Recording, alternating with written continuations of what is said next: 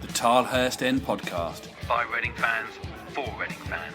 Hello everybody, welcome along to the latest Tilehurst End Podcast Extra. My name is Dan Wimbush. It is Friday the 15th of September 2023. Thank you very much for taking the time to download this episode. And a big thank you as well to our sponsors, ZCZ Films and footcoaching.com. I'll have a little bit more on both of those at the end of the show. Of course, only one major topic to talk about today. That is the points deduction suffered by Reading Football Club this week. I'm joined by local journalists Xiaomin Lee and Andy Preston to get into all of the details around that, what's next, some of the major hurdles that Reading FC have got to overcome, talk about potential future investors, and of course we do talk about some of the on-the-pitch things as well. We've given our injury update and of course a little bit of a look ahead to the Bolton game as well. So stay tuned, plenty to get into. Let's delve in. The Tilehurst End Podcast. Read the blog on thetilehurstend.com. Right, I am joined by my usual partners in crime. He's back after being rested for the last show. Xiaomin, welcome back. It's good to be back. How are you? I'm good, thank you. And Andy Preston is with us as well. How are you, my friend? Yeah, very good, mate. How are you? Not so bad. Now, look, this show is littered with bad fortune because anytime we get together, something bad happens. We might have to get cancelled, boys. We might have to never meet again. Absolutely, but it came through this time. The news came in before this time, so hopefully it will that will continue in the future. Exactly, and I want to start with a bit of joviality because let's face it, it's not a great time to be talking about Reading Football Club at the moment because it is just fraught with pain, anguish, and uncertainty. So let's do our best to cut through it and get to the facts, and then we can kind of expand on that into a little bit more of what we know. Xiaomin, let's start with you. First of all, how surprised were you that Reading did end up with this triggering this suspended points deduction? Honestly, not at all. I mean, I think anyone who's followed Reading over the past few years will know that we're not great with things like this. When the ruling came in last month with the 1 point, with the 3 suspended, I don't know about anyone else, but I took that as a 4-point penalty and sort of just assumed that would happen. We all know how tricky it's been for the owner to pay the monthly wages, to be able to pay the deposit on top of that. It was always going to be a tall order. So I don't think that I was too surprised when the news came in on Wednesday, and I don't think many of the fans would have been too. Yeah, I mean, Andy, what was your reaction to this? Did you think everything was kind of on the right track and those money issues have been sorted, or was there always, this feeling that, this was inevitable? No, I just have to echo what Jimin said there. I think it was inevitable ever since the 1 point came in with the suspended points that, the extra ones were going to come in. It's just such a shame to have all this hanging over us and having to be talking about this still. I don't think it's an issue that's going to go away anytime soon. And, it's just such a shame. Is there a sense, I mean, it's very hard to, again, cut through all of the speculation and rumour that we see, but is there the sentiment that, they never really had any intention of paying this and that, again, that money, Xiaomin, was always being held back for the wages? From what I understand, yeah, I think that there wasn't really any intention from the hierarchy to pay it, just from a standpoint of not being able to. I mean, when you don't have the money, you have to decide where to put it and where to kind of cut your losses. And I guess that they kind of figured out that not paying the deposit would be the lesser of two evils, I guess, and that paying the wages and paying HMRC was the priority this month. It's a bad position to be in the first place, where you're having to pick, which of the 3 things you're going to be paying this month. We knew that these 3 things would have to be paid, and there was 28 days to fulfill that, to do that, and the club weren't able to do it. So yeah, that is my understanding, that the club, the mood around the club and the noise coming from the club was that it was very unlikely for the deposit to be paid. Andy, in your conversation with people at the club and your sort of understanding of the situation, is there any fear that this could get worse before it gets better? Yeah, I'd love to sit here and say that, that is the last of it and, we can start looking towards the future and things getting more positive. But unfortunately, I don't think that's going to be the case under this ownership. I think these problems are going to keep reoccurring. Every month we have the tax bill and the wages to be paid, and we're just never going to be sure if that's going to be paid under this ownership. And I think, the only kind of positives we can look to is hoping that a takeover can be completed, as soon as possible. But, no one knows how long that could take. That could take a long time. So, yeah, it is so disruptive to the whole club and everyone working there, and the playing staff, the coaching staff have got such a difficult job to do under these circumstances. I mean, one of the things we cling on to is these new EFL rules, which kind of prevent clubs from talking about potential takeovers and significant investment until it's been ratified with the EFL. So there is that kind of, I guess, maybe forlorn hope that maybe, Jamin, something is actually going on in the background, and it might be a bit further along than we thought. I know you guys spoke to Ruben Sellers yesterday, and he did kind of hint that something was in the pipeline. I mean, again, how do we have any idea how far along in the process that might be, and how positive should we be looking at any potential movement in the takeover front? Well, Ruben did mention that there had been what he called movements with investors kind of being around the club. From my understanding, there have been people coming into Bearwood, coming into the stadium to have a look around. But he wasn't able to give a time frame on that. My understanding is that it's not something that will happen in the coming weeks. It's something that it's more likely to be more on the months sort of scale. But yeah, I think that that's always going to be the case when it comes to buying any part of a football club, whether it's on a minority or majority ownership basis. It's always quite a drawn out process. We've seen that with Everton, who have been taken over today. That process took quite a long time, and their new owners had kind of been touted for quite a while in the media. So yeah, I think that it's good, like you say, it's positive that there are people in and around the club who are potentially interested. But in terms of a time frame and a time scale, I don't think it's one of those things that that we're too close to seeing finished in the coming weeks. Andy, how do you kind of judge the mood sort of from people working for the football club, both players, staff, behind the scenes people that you've spoken to? Was there a feeling of, well, actually, kind of like what you've been alluding to at the top of the show, where we kind of knew this was coming, it's still business as usual, we're cracking on, or do you think that morale and everything has taken another big dent because of what we've seen this week? I think the thing is, no one around working at the club can actually do anything to change the situation as much as they want to. This is solely on the owner, and anything they do is not going to change that situation. And I think the people they've got in place underneath the hierarchy are doing a great job, working so hard that that goes all the way from the playing staff, the coaching staff, to everyone else in the background.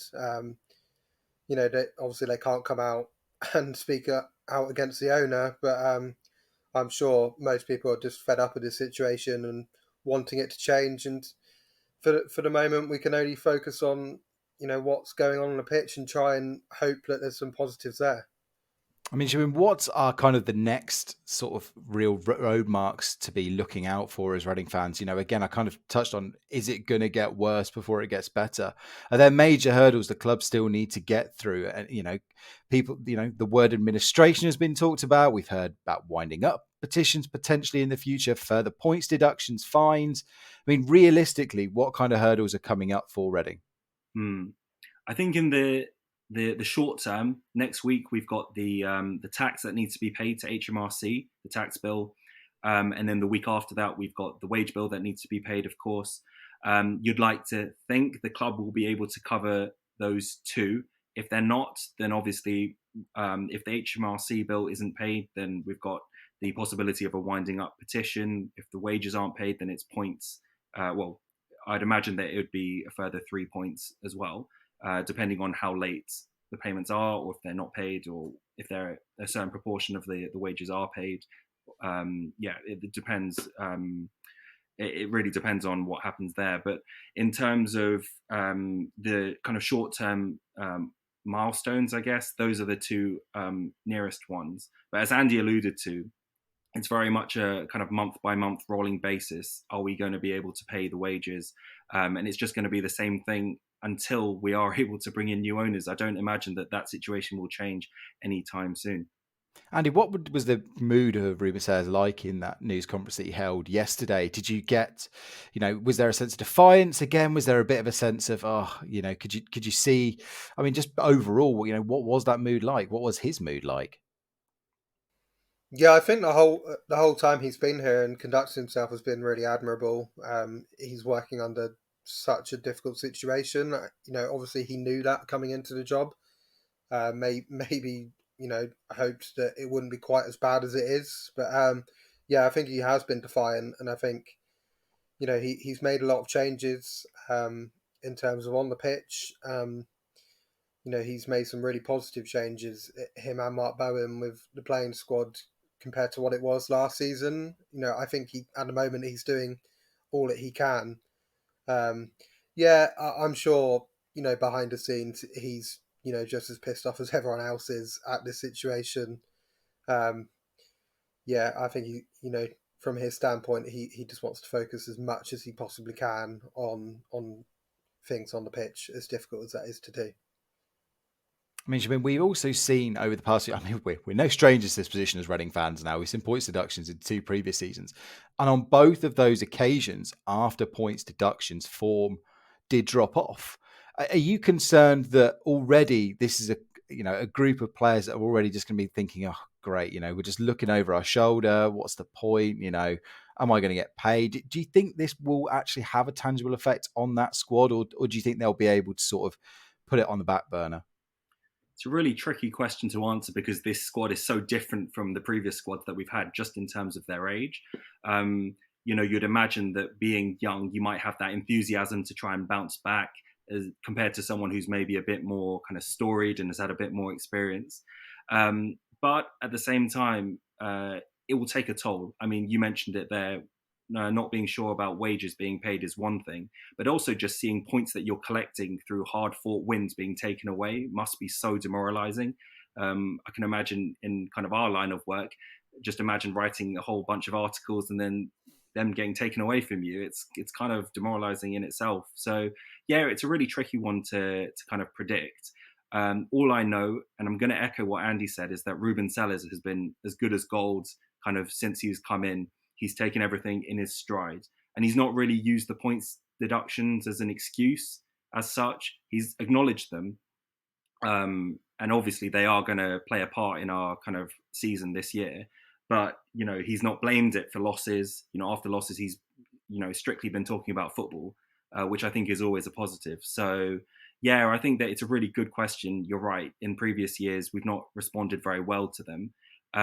But potentially the fact that these ones are slightly more expected, maybe the players could be a little bit more prepared. I think that it's to be seen, and I guess we'll see on Saturday how the players react to it. I'm just going to kind of close the book for now on the ownership and the strife going on, but I wanted to finish by talking about De Jong.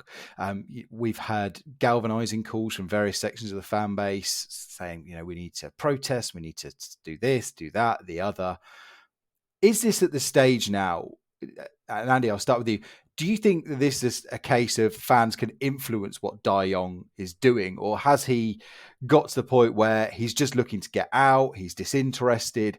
What is the vibe you're getting from the actual owner himself about what, I mean, obviously we don't get to speak to him and you don't get to speak to him, but from what you've heard and come across information-wise, what is De Jong's state of mind and interest level at the moment? Yeah, I think everyone would love to hear from him himself, but we know that's not going to happen. We can only assume that he is disinterested in the whole thing if wages aren't being paid, if tax bills aren't being paid. And if he does want to sell the club, I think it's realistic that he'll want a good value for it. And, at this moment in time, I'm not sure that's realistic. And just on investors as well, if someone was going to come in as a minority shareholder, how beneficial is that to them? Because they'd be ploughing a lot of money into the club without actually having much of a say.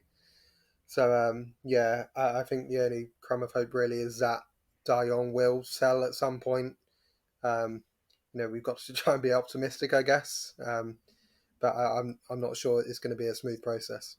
I mean, where do you think the fans? It's so hard. I know this is a really tough question to answer, but where should fans be directing their anger? I mean, I've seen people taking a pop at the EFL, they're taking a pop at Reading, obviously the owner, and all manner of ways. I mean, what realistically, do you think, from a fan's point of view, would you sort of say, wearing a Reading cap, a fan's hat, what would you kind of be saying would make the most effect? Oh, I think it has to be towards the owner, or at least the owner and the CEO, because I don't think that the anyone else in the club has done anything wrong. I mean, if anything, everyone else who's working tirelessly day in, day out has gone above and beyond to make sure that we've got a team that can be competitive this year in League One. It's an interesting point that you bring up about the EFL. It's something that Ruben was asked yesterday.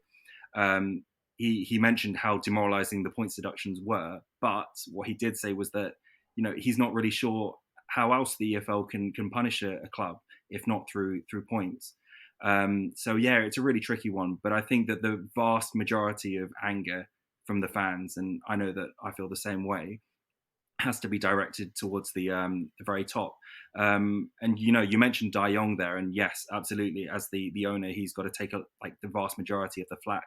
But we were also talking about a CEO who's been AWOL since we got relegated, who's not been around the training ground, not been in Reading. That's, for me, absolutely unforgivable, because the bottom line is that he's the link between us, the club, and De Jong. And if he's not around, then we've not really got a hope in hell of trying to create any form of communication with him and to start fixing things long term. So yeah, lots of reasons to be angry, but I think it's really important for that to be separated from anger towards the team, the players, because they are young, they are trying to do their best. So yeah, it's just really important that we channel that anger in the right way and towards the people who deserve it.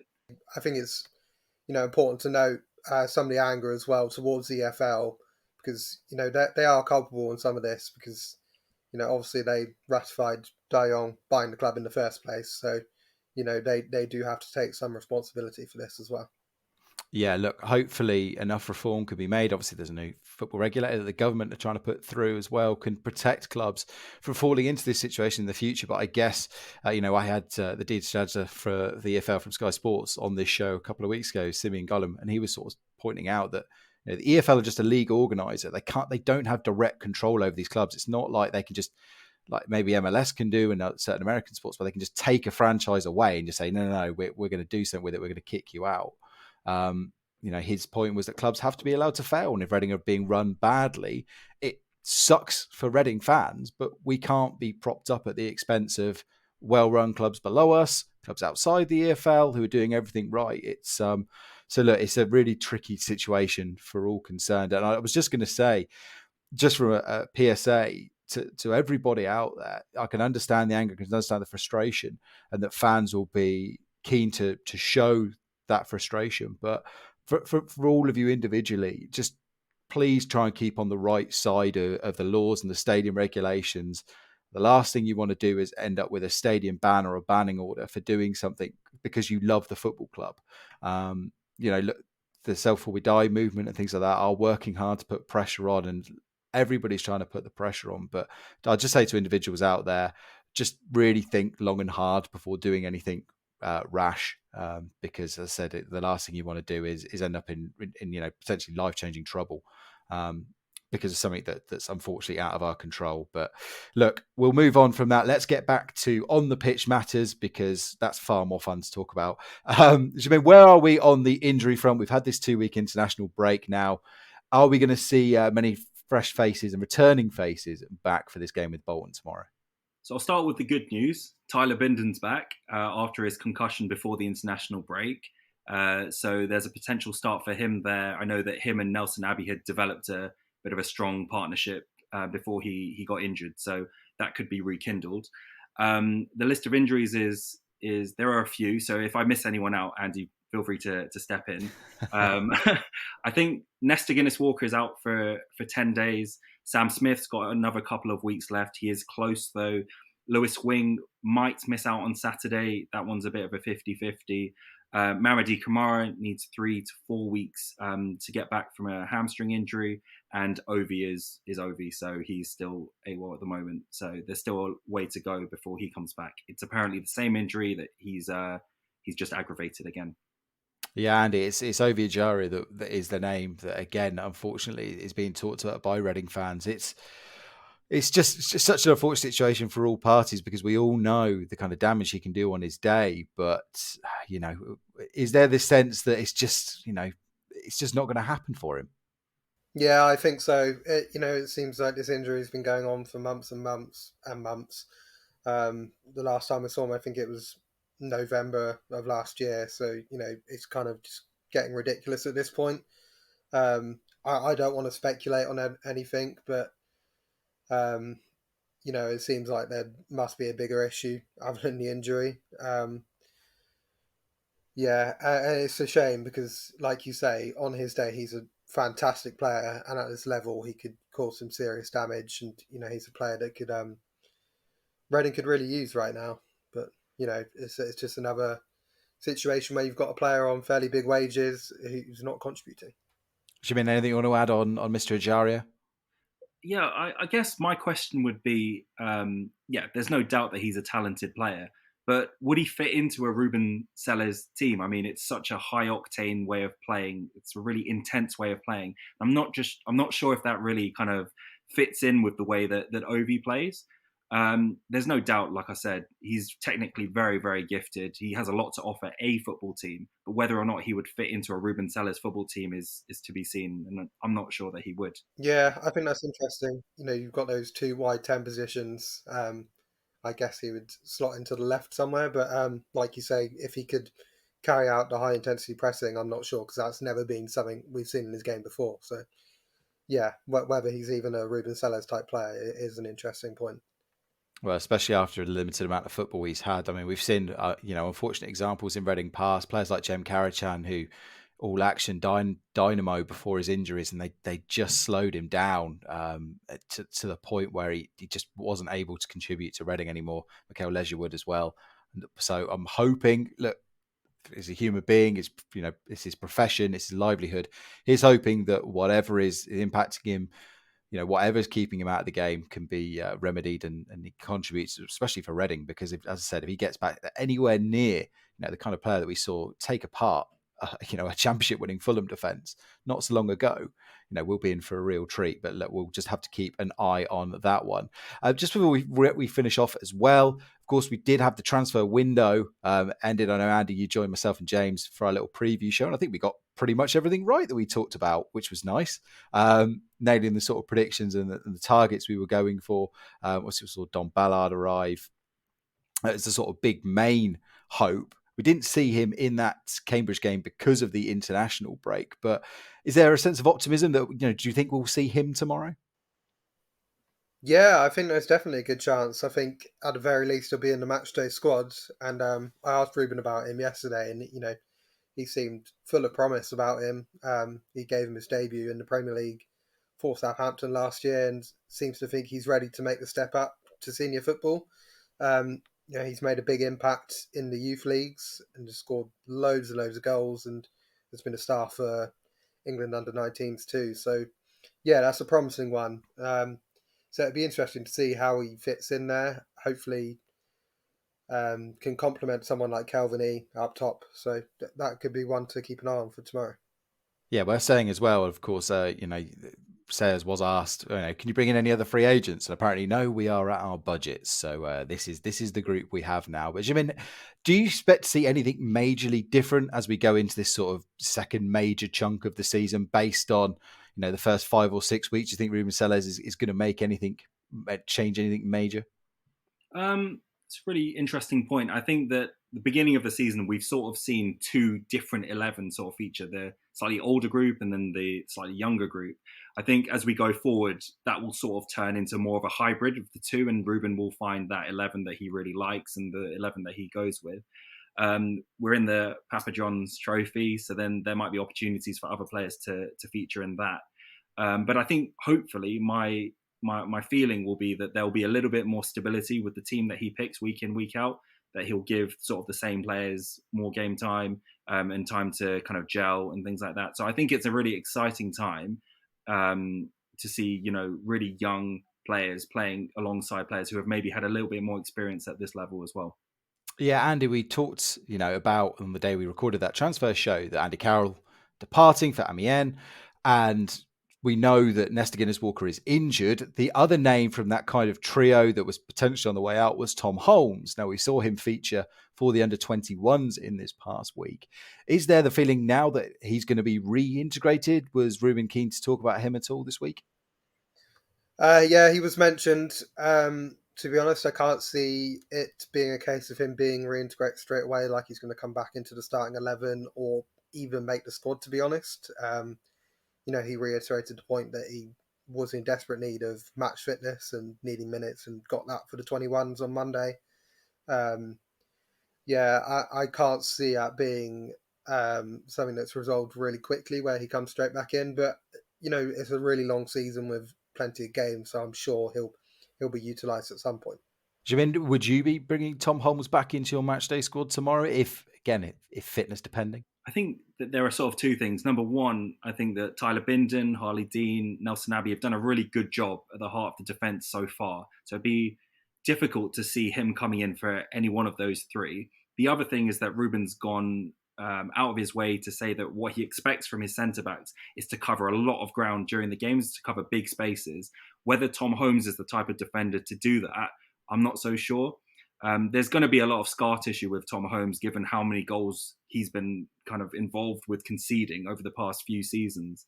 And maybe he just needs a bit of time to kind of take stock and just to, sit out for a bit. I know that, you look at the likes of, and I'm not trying to compare the two at all, but you look at the likes of Harry Maguire, and me and Andy were talking about this during the week, but just having that little bit of time out of the starting 11 could actually do you some good sometimes. And I think that could certainly be the case with Tom as well. So no, I don't really envisage him starting any games anytime soon. And just finally, because I've got to do the bullseye thing for those of our audience who are old enough to remember, for here's what we could have won. Was there anything either of you two heard on deadline day or around the window, any deals that we just couldn't get over that? I've seen Joel Pereira finally arrive to kind of complete the goalkeeping set, as it were. But were there any other deals that either ingoing or outgoing that just fell apart at the final hurdle? Andy, I'll start with you. There were some talks about Kilkenny on loan from Bournemouth. Whether there was actually any concrete interest or chance of that happening, I don't know, to be honest. But yeah, there were certainly inquiries about him. But yeah, I don't think it was ever that close to being done.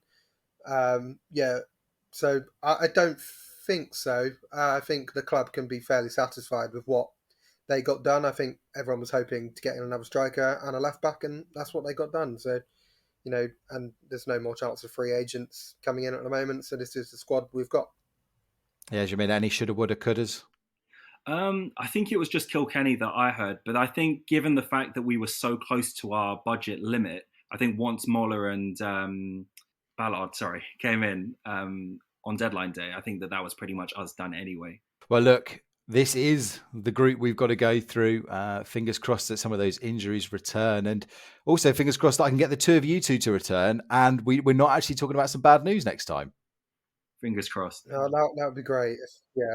We can just focus on the pitch stuff.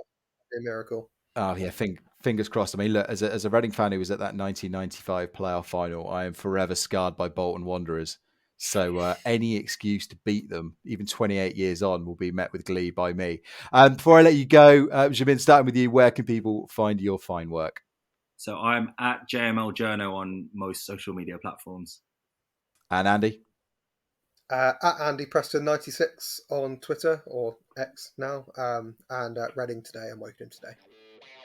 Get social with the boys. Find them on Twitter at the Tilehurst End and facebook.com/the Tilehurst End. So once again, a big thank you to Andy and Jamin for their time, and we'll be back with another show with the both of them sometime soon. Again, schedule to be confirmed. Just before we go, again, a massive thank you to today's sponsors, ZCZ Films. They've been back in the Tilehurst End podcast for a number of years, and we really do thank them for their continuing support. And of course, our latest sponsor, the podcast extra sponsor, that is footcoaching.com. If you are looking to get at the top of your EA FC 24 game, of course, it comes out next week. If you're looking to improve your skills and get sharp on that, head over to footcoaching.com to sign up for one of their fantastic coaching packages. Lots of different packages available And if you use the code TTE, you get an exclusive discount as well. So again, footcoaching.com for that. And if you do want to hear talk about FIFA and EAFC, as it will be now, of course, the Foot in Review podcast, I am a part of that. I am one of the hosts.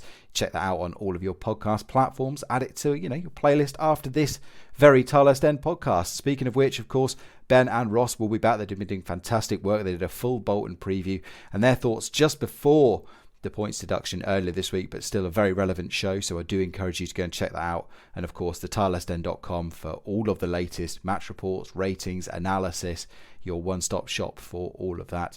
But that is enough from me. Again, I hope everyone has a lovely weekend. Try not to let this, we're all going through this pain together as Reading fans. And I just hope that there are brighter times ahead. But look out for each other. As they say, back the boys and make some noise. Do your best to support this team on the pitch the best that you can. Hope everyone has a lovely weekend, and come on, you Rs. Tilehurst End Podcast. By Reading fans, for Reading fans.